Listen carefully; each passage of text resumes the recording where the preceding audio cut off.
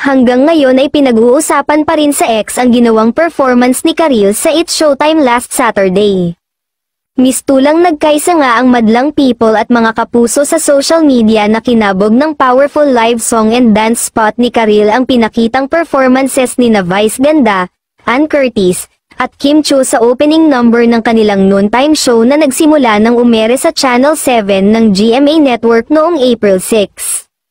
Umani ito ng napakaraming positibong komento sa online world.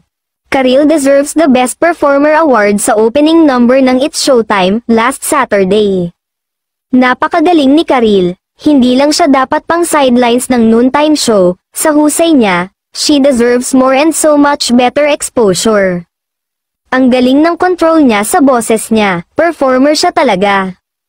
Grabe ang energy ni Karil, husay niya grabe, better than Kim and Vice.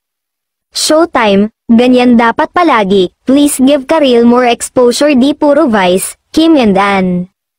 Itinodo ng araw ni Karil ang power niya sa nasabing performance, dagdag na komento ng netizens, kaya umano deserve ni Karil para sa top 5 host ng nasabing programa. Dating kapuso talent si Karil bago siya lumipat sa ABS-CBN at naging isa sa hosts nga ng It's Showtime. May mga marites kasi sa online world na nangiintriga na sinadya raw ni Karil na husayan ang opening production number spot niya para mapansin ng GMA7 bosses and kapuso viewers.